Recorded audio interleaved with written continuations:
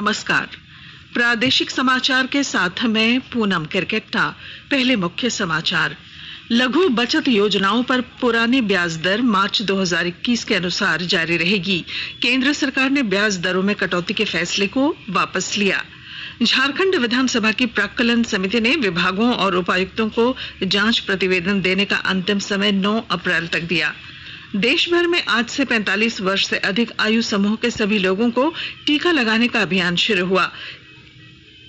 टीका केंद्र पर आधार कार्ड ले जाना अनिवार्य होगा और अमरनाथ यात्रा के लिए पंजीकरण प्रक्रिया आज से हो रही है शुरू। यात्रा 28 जून से 22 अगस्त तक चलेगी। और अब समाचार विस्तार से। कोविड मरीजों की संख्या फिर बढ़ रही है, इसलिए सभी श्रोताओं से अपील है कि वे कोई कोताही न बरतें, सभी सुरक्षा उपायों का पालन करें और 45 वर्ष से ऊपर के सभी लोग बेहिचक टीके लगवाएं। सुरक्षित रहें और 3 आसान उपायों का पालन करें। मास्क पहनें, 2 गज की दूरी है जरूरी, सुरक्षित दूरी बनाए रखें, हाथ और मुंह साफ रखें। केंद्र सरकार ने आज से शुरू होने वाले 2021-22 वित्त वर्ष की पहली तिमाही के लिए विभिन्न छोटी बचत योजनाओं पर ब्याज दरों में कटौती के फैसले को वापस ले लिया है। वित्त मंत्री निर्मला सीतारमण ने ट्वीट कर इसकी जानकारी दी कि लघु बचत योजनाओं पर पुरानी ब्याज दर मार्च 2021 के अनुसार जारी रहेगी। वित्त मंत्री निर्मला सीतारमण ने कहा कि सरकार 2020-21 के अंतिम तिमाही में प्रचलित ब्याज दरें जारी रखेगी। आपको बता दें कि कल वित्त मंत्रालय ने लघु बचत योजनाओं पर मिलने वाली दरों में कटौती की घोषणा की थी। झारखंड विधानसभा की प्राक्कलन समिति ने कई विभागों के सचिवों और उपायुक्तों से मांगे गए जांच प्रतिवेदन अब तक नहीं मिलने पर नाराजगी जताई है। समिति ने इसे गंभीरता से लिया है। समिति ने इस विषय पर अंतिम बार 9 अप्रैल तक जांच प्रतिवेदन देने को कहा है। इस तिथि पर जांच प्रतिवेदन नहीं आने पर सचिव और उपायुक्त को समिति के समक्ष अगली तिथि पर सशरीर उपस्थित होकर जवाब देना होगा। यह निर्णय बुधवार को प्राक्कलन समिति के सभापति दीपक बिरवा की अध्यक्षता में हुई समीक्षा बैठक में लिया गया। समीक्षा बैठक में विधायक डॉक्टर लंबोदर महतो भी शामिल हुए। दीपक बिरवा ने स्पष्ट किया कि समिति औपचारिकता निभाने के लिए बैठक नहीं करती है और ऐसी मंशा रखने वाले अधिकारी सावधान रहें। लापरवाही को समिति ने गंभीरता से लिया है। राज्य सरकार ने निजी विद्यालयों में नामांकित आर्थिक रूप से कमजोर बच्चों को 425 रुपए प्रतिमाह देने का निर्णय लिया है। इस संबंध में मुख्यमंत्री हेमंत सोरेन ने वर्ष 2020-21 में ज्ञानोदय योजना अंतर्गत सहायता प्राप्त निजी विद्यालयों के प्रारंभिक कक्षा की आरक्षित सीटों पर नामांकित कमजोर बच्चों के शुल्क प्रतिपूर्ति के लिए 6 करोड़ रुपए की स्वीकृति दी है। इससे निजी विद्यालयों में प्रवेश कक्षा की 25% सीटों पर नामांकित गरीब बच्चों को इसका लाभ मिल सकेगा। भारतीय राष्ट्रीय राजमार्ग प्राधिकरण ने 1 अप्रैल से टोल टैक्स के शुल्क में बढ़ोतरी की है। हमारे धनबाद संवाददाता ने खबर दी है कि आज से मैथन टोल प्लाजा से गुजरने वाले वाहनों को बढ़ी हुई दर से टैक्स चुकाना होगा। बुधवार की रात 12 बजे के बाद से ही बढ़ा हुआ शुल्क लागू हो गया है। हालांकि कार, जीप या हल्के छोटे वाहनों को टोल प्लाजा से एक बार गुजरने में राहत दी गई है। एक तरफ से गुजरने का पहले की तरह 80 रुपया देना होगा, लेकिन एक ही दिन में आने जाने के लिए 125 रुपए देने होंगे। जबकि हल्के वाणिज्यिक वाहनों, हल्के माल वाहक और मिनी बस को एक ओर का 135 रुपए और अप डाउन के लिए 200 रुपए, जबकि बस या ट्रक का एक तरफा 280 और अप डाउन के लिए 420 रुपए। 3 एक्सएल वाणिज्यिक वाहनों के लिए एक तरफा 305 और दोनों तरफ के लिए 455 रुपए चुकाने होंगे। आयुष मंत्रालय प्रधानमंत्री योग पुरस्कार PMYA के लिए आवेदन आमंत्रित कर रहा है। इसके लिए इस वर्ष नामांकन प्रक्रिया 30 मार्च को शुरू हो गई है और नामांकन दाखिल करने की अंतिम तारीख 30 अप्रैल है। कोविड-19 महामारी के कारण वर्ष 2020 में इस पुरस्कार के लिए आवेदन नहीं मांगे गए थे।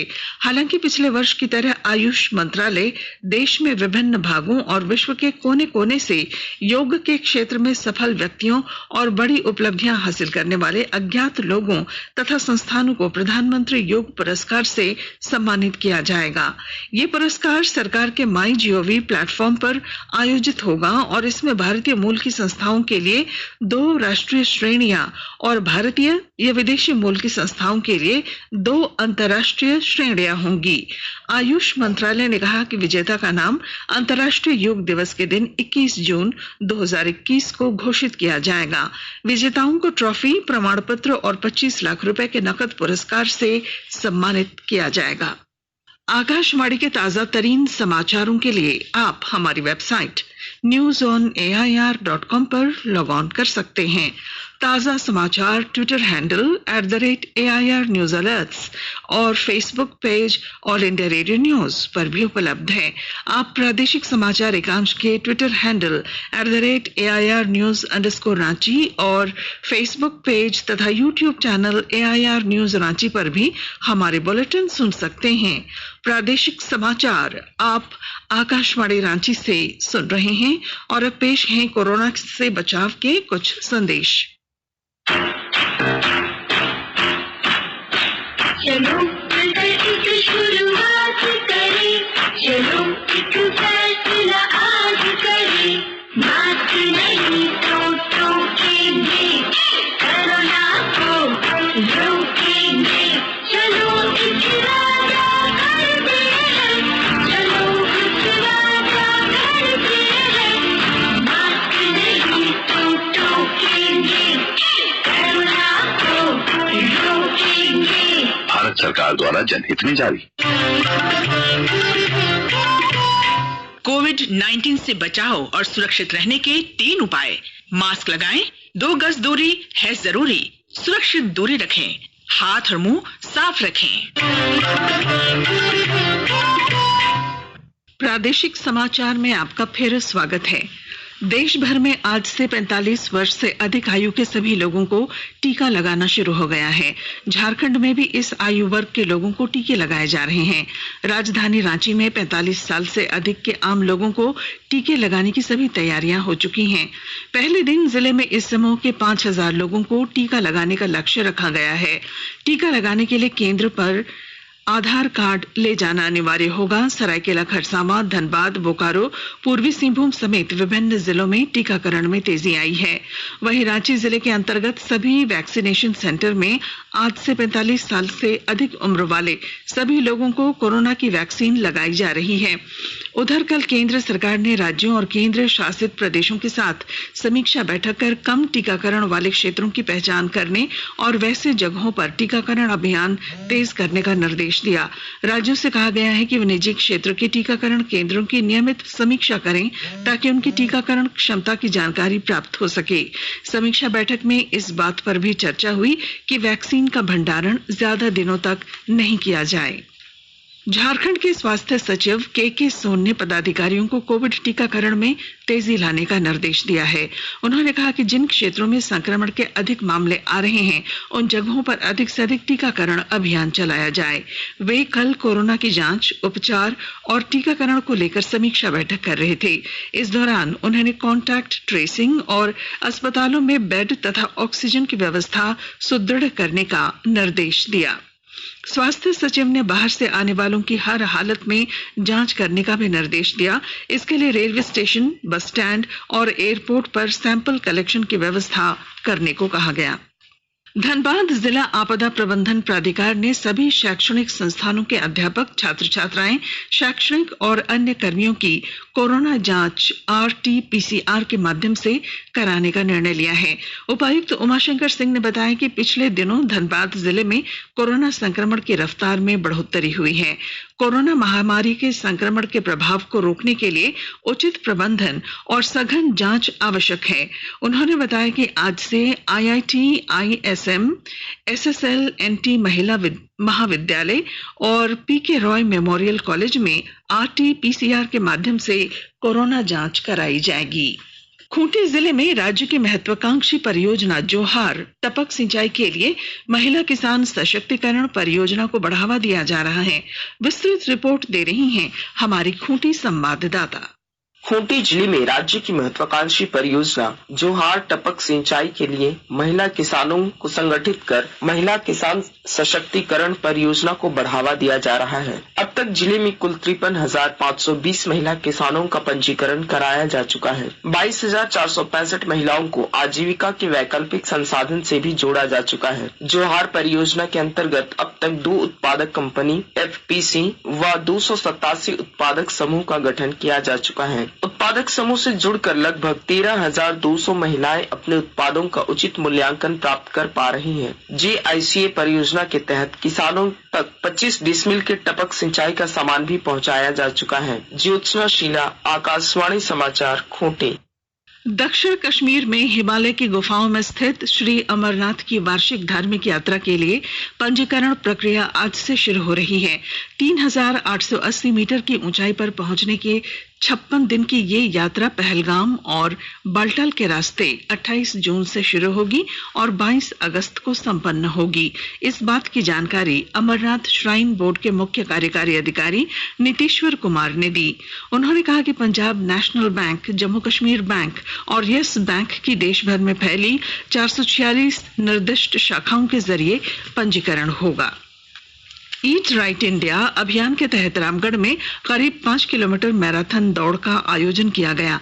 दौड़ की शुरुआत पुलिस अधीक्षक प्रभात कुमार और उप विकास आयुक्त नागेंद्र कुमार सिन्हा ने की। विस्तृत जानकारी दे रहे हैं हमारे रामगढ़ संवाददाता।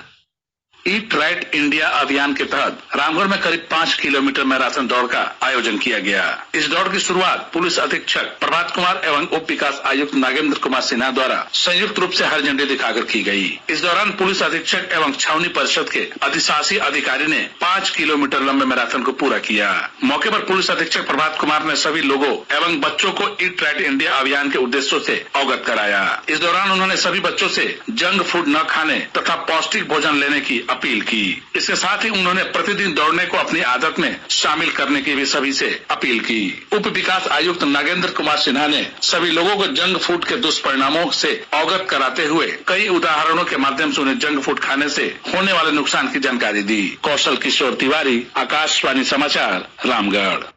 गिरिडीह जिले के तीसरी थाना क्षेत्र के खिड़कियां मोड़ ब्लास्ट कांड के मुख्य अभियुक्त पूना महतो को पुलिस ने गिरफ्तार कर लिया है। इसके पूर्व गृह स्वामी बुधन राय को पुलिस गिरफ्तार कर चुकी है।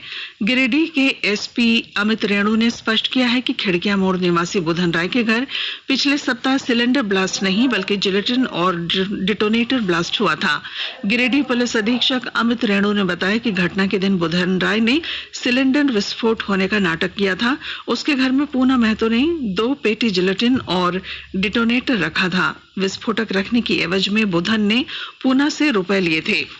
इस घटना में बुधन राय की पत्नी, बहू समेत 4 लोगों की मौत हो गई थी, जबकि पूरा पक्का मकान जमींदोज हो गया था। इस वक्त बुधन कुछ काम से घर से बाहर निकला था, इसलिए उसकी जान बच गई। और अब संक्षिप्त खबरें। सरायकेला खरसावां जिले के कुचाई थाना की एक 38 वर्षीय महिला पर अज्ञात बाइक सवार अपराधियों ने गोली चला दी। गोली महिला की पीठ पर लगी और उसे रिम्स रांची भेजा गया है। घटना की जांच की जा रही है।